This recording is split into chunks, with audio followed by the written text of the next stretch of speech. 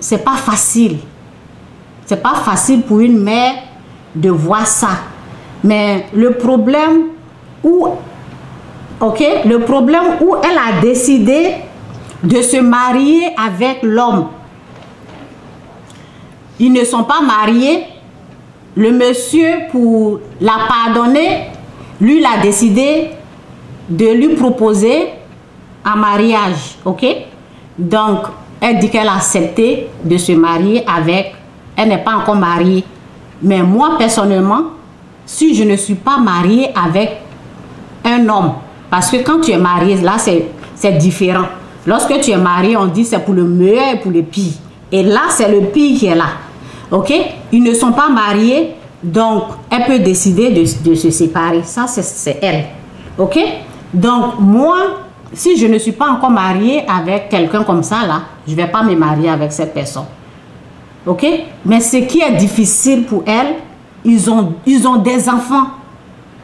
Ils ont des enfants. Donc, ça devient un peu fragile, là. Ça devient fragile. Ils ont 2 enfants. Et moi, moi, personnellement, je ne vais pas être à l'aise parce que je vais me dire, il va violer aussi lui-même ses enfants parce que oui, ça va être là. Ça va être là à moi. Je vais penser qu'il va violer lui-même ses enfants. Ça va être là. L'histoire va être là à moi. Je vais penser qu'il va violer ses propres enfants aussi, puisqu'il a violé ma fille. Donc, ce sont des choses qui sont difficiles à accepter, dures à accepter, difficiles à voir, difficiles à comprendre, mais c'est la réalité qu'elle a là. Ça est là, c'est déjà fait. Qu'est-ce qu'il faut faire? Il faut demander la grâce à Dieu, il faut demander, il faut prier quoi. Prière. Moi, je sais pas quoi. C'est pas mon histoire, mais seulement comme les gens, ils essayaient de dire oui, la femme a renié sa fille. Elle a renié au début, mais après elle a accepté, hein, c'est une personne. Après elle a accepté de pardonner sa fille. Et les gens, je sais pas pourquoi ils ne parlent pas de ça, mais ils restent seulement sur la partie où elle a renié. Là. Elle a renié le début, mais lorsque les gens ils ont commencé à lui parler, elle a accepté de pardonner sa fille. On ne peut pas, personne ne peut l'obliger à quitter son mari.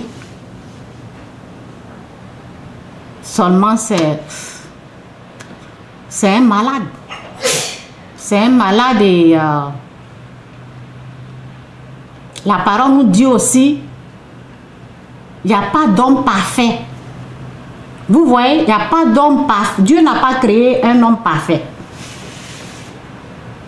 Donc, pour guérir là, il faut pardonner, mais tu n'es pas obligé de rester à la personne. Hein. Dieu dit, quand on dit de pardonner là, c'est de pardonner de tout ton cœur, de toute ton âme. Ça doit quitter. Mais cela là, on a besoin de la grâce de Dieu pour nous aider à pardonner. C'est pour cela le monsieur avait donné ce verset. C'est dans Matthieu. C'est dans Matthieu. Pour la prière, je vais seulement.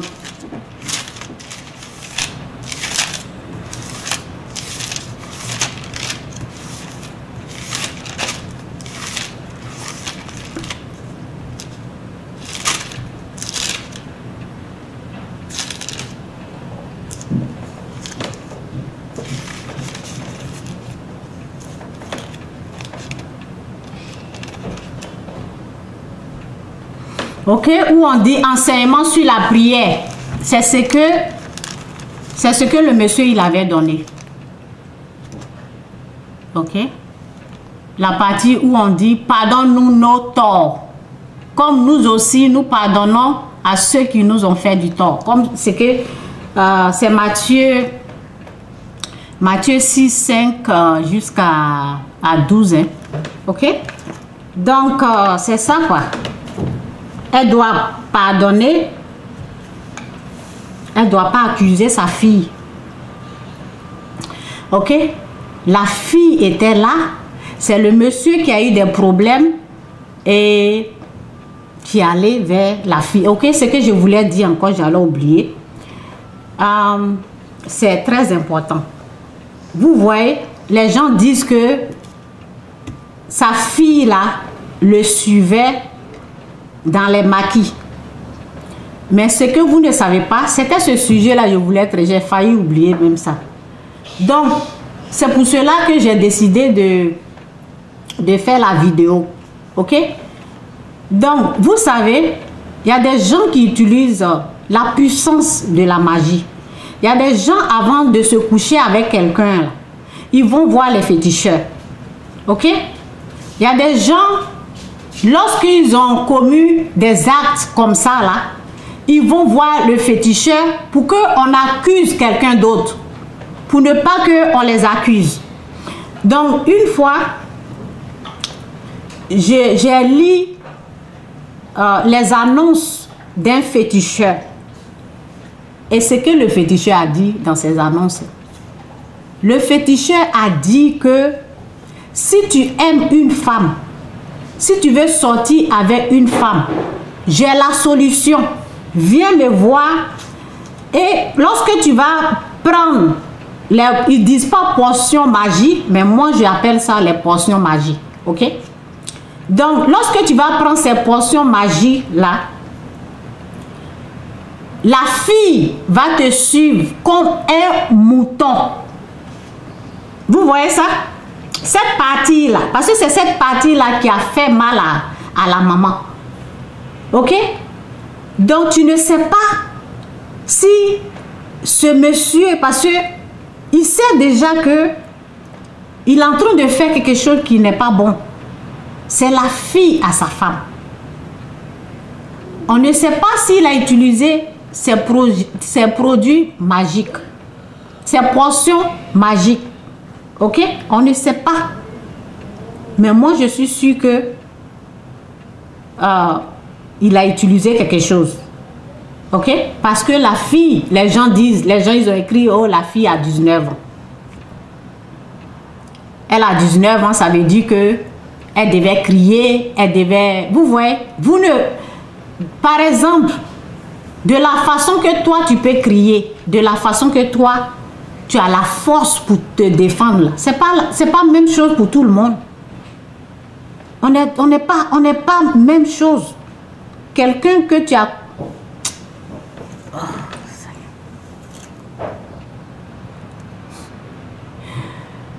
Quelqu'un que tu as considéré comme ton père.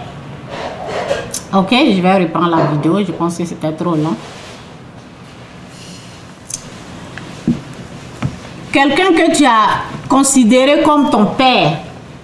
Je continue la vidéo parce que c'est coupé. Quelqu'un que tu as considéré comme ton père. Cette personne-là vient, ok, te dit déshabille-toi. D'abord, ça traumatise l'âme. Donc, la fille peut être traumatisée. Ou bien, il peut utiliser, comme on appelle, les produits qui font dormir. Les médicaments comme ça, il peut droguer la fille pour sortir avec elle. Tout peut se passer là. Vous voyez? Tout peut arriver. Il peut utiliser les médicaments qui font dormir pour sortir avec la fille. Vous ne savez pas comment ça s'est passé. Personne ne sait comment ça s'est passé. Donc, on ne peut pas accuser la fille. On ne sait pas comment cette fille a été violée. On ne sait pas ce qui s'est passé. On ne peut pas l'accuser. On ne sait pas s'il allait voir un féticheur pour que la fille le suive comme un mouton. C'est ce que les féticheurs disent. Lorsqu'ils font leurs annonces, ils disent, viens chez moi, je vais te donner quelque chose pour que... Si tu aimes une fille, si tu veux la voir, tu n'as même pas besoin de lui parler. Elle-même, elle va te suivre. Elle va te suivre. C'est ce qu'ils disent. Donc, on ne sait pas ce qui s'est passé. On ne sait pas s'il a utilisé la magie. Et je suis sûre qu'il a utilisé ces choses comme ça. Parce que avant d'aller sortir avec quelqu'un qui est la fille de ta femme, il y a quelque chose que tu vas faire d'abord.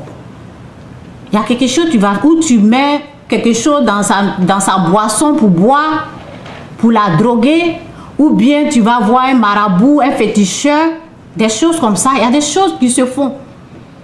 Donc, les gens qui disent, elle a 19 ans, elle a 19 ans, là, il faut faire attention. Il ne faut pas juger quelqu'un. Tu ne sais pas comment ça s'est passé. Les gens, ils ont l'habitude de violer les gens comme ça. Ok? Donc, c'est un peu ça. C'est un peu ça ce que je voulais dire. Je vais parler aussi aux hommes. Il faut prendre une décision. C'est une décision qu'il faut prendre. Je ne veux pas violer quelqu'un, un enfant, un bébé, parce que lorsque tu acceptes de violer, tu as accepté la proposition de la puissance satanique. Donc tu as fait, lorsque tu es en train de le faire, tu es accompagné par cette puissance satanique là. Même si c'est un bébé, tu ne vas même pas te rendre compte que ce que tu es en train de faire est mauvais. Ok? C'est le jour qu'ils vont t'attraper là. C'est là cette puissance là va te laisser. C'est là que tu vas te rendre compte de ce que tu es en train de faire. Il y a une vidéo, je ne sais pas si c'était en Guinée ou bien Mali, je ne sais pas, où c'était à l'école. Ça veut dire que toi, c'est combien de minutes là? Ok. Ça veut dire que toi, tu apprêtes tes enfants, tu les emmènes à l'école, il y a un malade là-bas qui touche ces enfants-là. Il dit qu'il a touché au moins 8 petites filles de 5 à 8 ans. Un malade qui était dans une école, je ne sais pas ce qu'il faisait là-bas, je ne sais pas si c'est nettoyage, des choses comme ça. Il dit qu'il a touché 8 petites filles. Et il dit qu'il est malade. Vous voyez des choses comme ça. Donc, tu peux protéger tes enfants n'importe comment. Mais, il y a des choses qui peuvent arriver. C'est pas parce que tu n'as pas protégé ton enfant. C'est parce qu'il y a un malade quelque part qui est là-bas. On peut tout faire. C'est pour cela, moi, j'aime plus la prière. Parce que la prière, ça protège partout. Tu peux tout faire. Mais il faut prier aussi pour ajouter la prière. Appeler Dieu au secours. Appeler Dieu pour de l'aide. Prier en tout moment, en toute occasion, en tout lieu. Donc, pour ceux qui... Ok?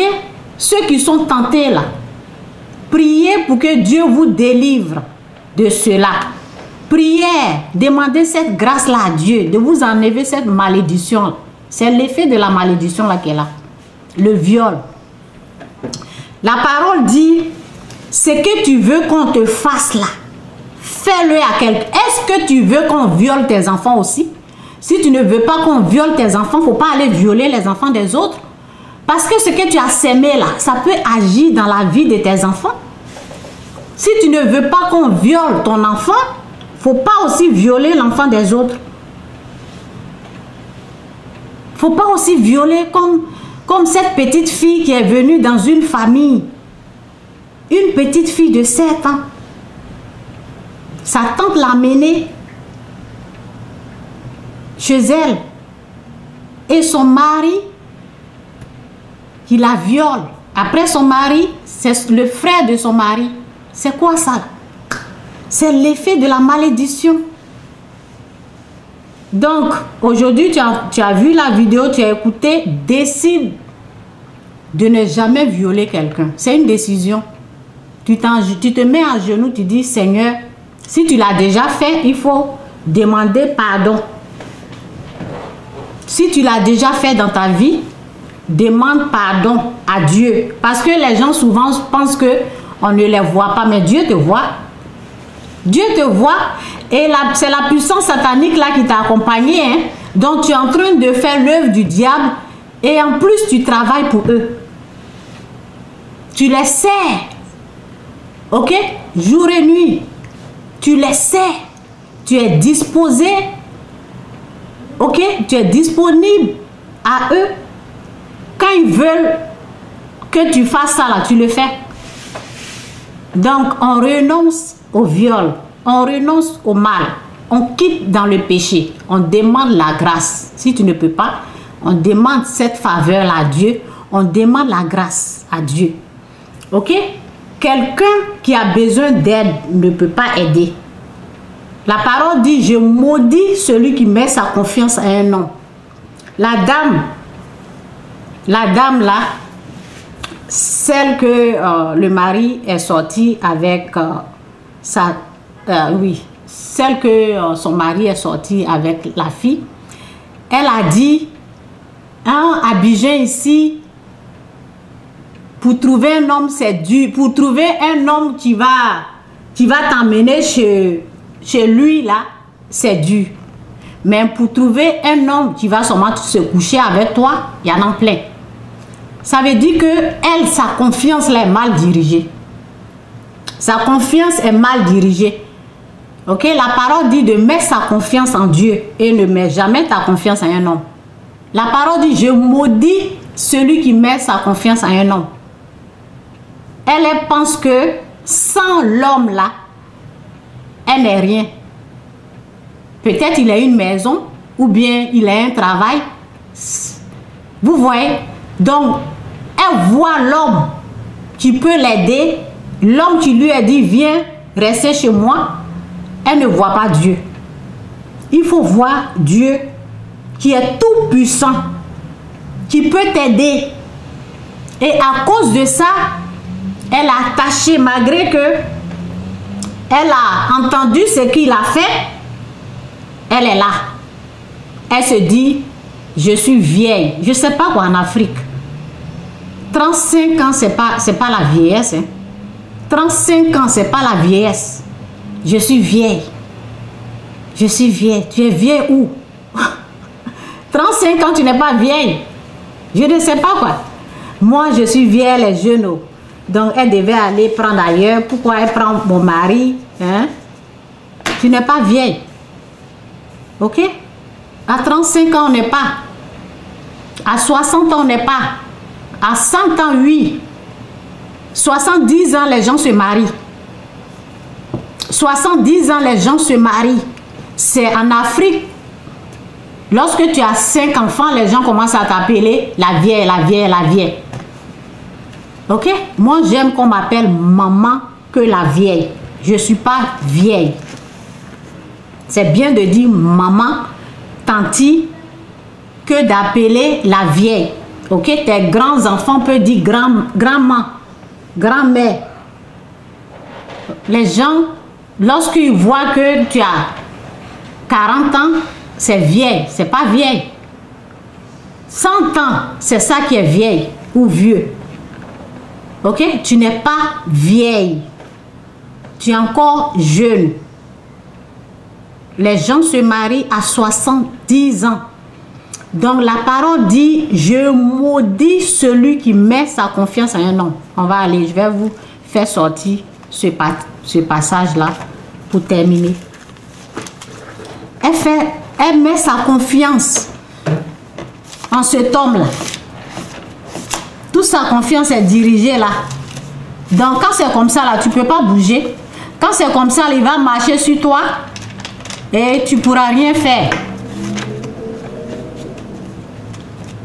C'est pour cette raison, il ne faut pas dépendre d'un homme. Il faut dépendre de Dieu.